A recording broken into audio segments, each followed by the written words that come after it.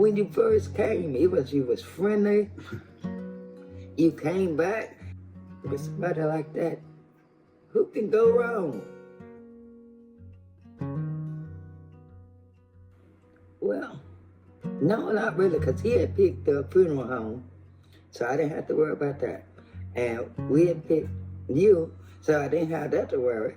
So we had already went over what was going to be on the obituary, so I didn't have that to worry.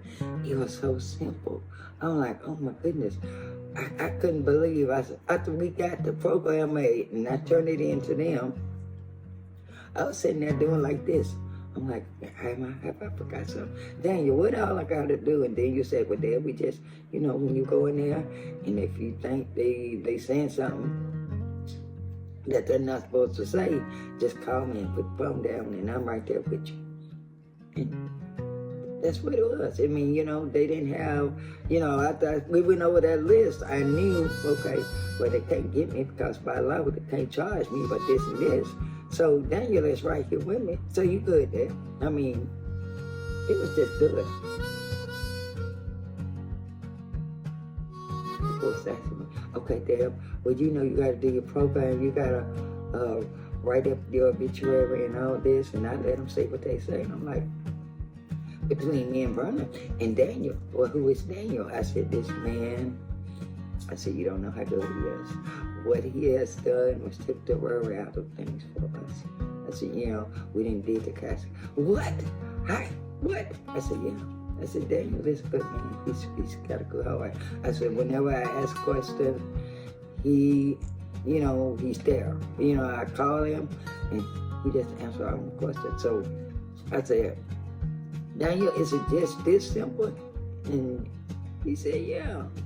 So it was.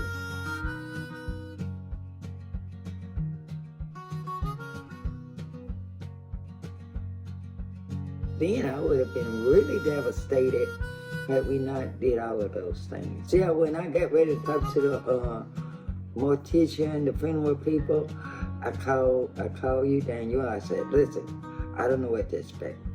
I said, but I do know I took the wind out of her when she said, well, you got to come in and we got to talk and you got to get the casket. I said, I already got it. I heard the wind come out of her. It's like, okay. So when I went in, when I talked to her, I showed her, I told her we already had the casket and everything, and I didn't tell her the price, but some kind of way, she had I don't know if I showed her or not, but she had the casket pulled up on her computer. So I'm like, yeah, you found it. And you was gonna get me. But I got you. So when she was telling me prices and stuff, she had this list. And I said, well, can I have a copy of that list? Because I want to see and mull over it in case something that I'm not supposed to pay or something that you're trying to sneak on me. I said, because y'all talk fast. I said, I don't like people that talk fast. I said, when people talk fast, I think about that little writing on the contract. I said, that's what put me in the mind of. The writing you're supposed to read, but you don't ever read it, and you go and sign. When you're talking fast to me, I'm thinking y'all trying to get me. So I brought the paper home, and I went over it with you, and so everything turned out. Everything's good. And I was talking to my friend, and she said, we paid all this money to get ready for our burial. She said, I found out we didn't pay for our casket.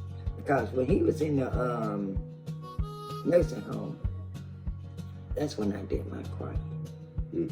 Yeah. So my kids didn't see me. He didn't see me. He didn't see I was hurt or none of that.